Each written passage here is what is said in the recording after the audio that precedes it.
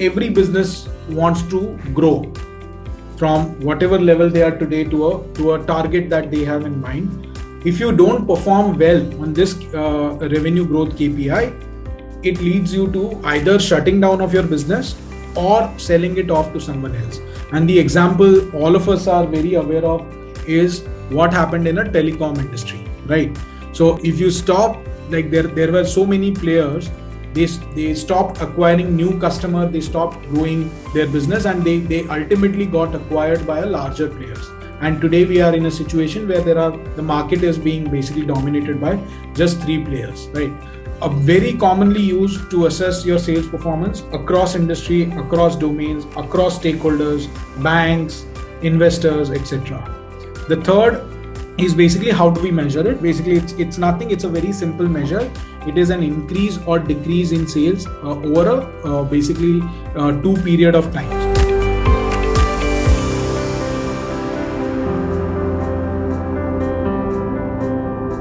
We have 2 different types of sales growth that we measure. One is a simple sales growth, and second is a compounded annual growth rate. Simple growth rate is simple. Basically, you take current period's revenue, you subtract the previous period's revenue. Previous period's revenue can be last year, or it can also be of 5 years back, and divided by the prior period's revenue. So you get a percentage number. That is your simple growth rate. There is a compounded annual growth rate, which is nothing but an average growth rate between a period that you have. So here basically you take current period's revenue divided by the prior period's revenue, right? And you basically, it looks little complicated formula, but it's basically get an average revenue for that same period. So it's an example where you have a company whose value, so growth is again measured in 2 units. One, you look at your volume growth rate, right? So whatever is your product, you look at your product's volume growth rate and you look at your sales growth rate. If there are no price change or no change in your product mix, typically your revenue, your both value and volume growth remains the same. But the moment your price decreases, your revenue growth basically looks lower than your volume growth rate, right? So what we have devised that there are 3 ways in which you can conclude whether you are doing good, bad or ugly. You take your growth rate, you take your industry, the industry that you belong to, right? And compare your growth rate with your industry and see whether you are doing higher or you are growing at a higher rate than the industry growth rate, or you are growing at a lower growth rate, right? So this is the first parameter that you look at.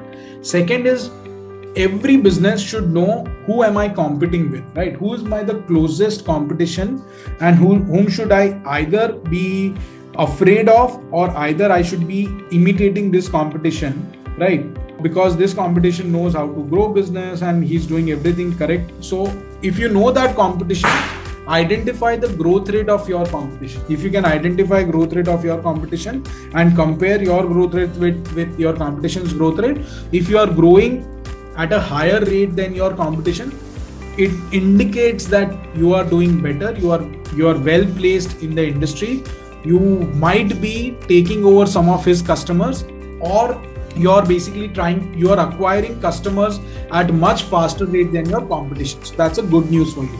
If you're growing at a much lower rate than your competition, the problem is basically either your competition is acquiring or snatching customers from you, or basically he is reaching there and acquiring new customer at much faster rate than you, right? So this is one. Second, okay, I've seen all these outwards. Now we should look at inwards also, right? So if you are looking at these same example, if you are seeing that the same example, the company has done not so great between 21 to 22 when I compared that period with 19 to 20, right? Because between 19 to 20, the company has registered 25% growth rate, whereas between 21 to 22, the company has registered just around 15% of growth rate, right? But I can again compare the same growth with between 20 to 21. So you have to see this permutation and combination and see what I've done right between 90 to 20 and what I've done wrong between 20 to 21. And the problem is, say, pandemic. The answer is pandemic here, which means that, okay, I was doing okay. This is all external. So I don't have any problem within my organization and I can still achieve 25% of growth if I reach to a normal scenario which was there before the pandemic, right? This is what the story tells you. So these are the three things that you have to look at. See your growth with industry, see your growth with competition, and see your growth with yourself, and decide how do I sell more, right? What is it that I need to do in order to achieve the higher growth rate?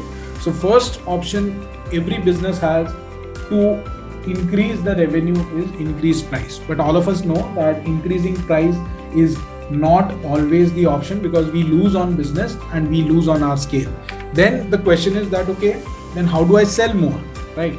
Either I increase my price or I increase my volume. Look at these 9 options available to you when deciding on if you have to sell more, right?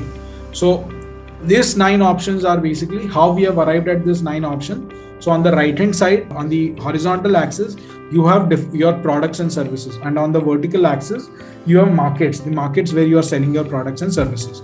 Now, when you actually look at your markets and you look at your products and services, right, you see, if I take my existing product, right, and if I go and sell my existing product to my existing customer and ask and expect that existing customer to buy more from me, right, it is something which is called as market penetration, right?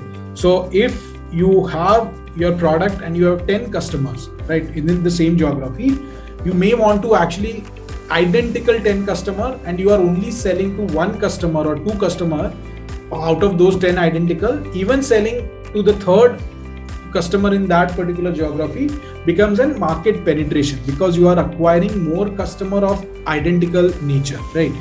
Second is you take existing product and you get into the adjacent market. So if you are in a geography of, say, if you are in a market which is, say, just catering to southern India, or say Hyderabad and Bangalore and probably say Chennai, these are the top cities that you are catering to.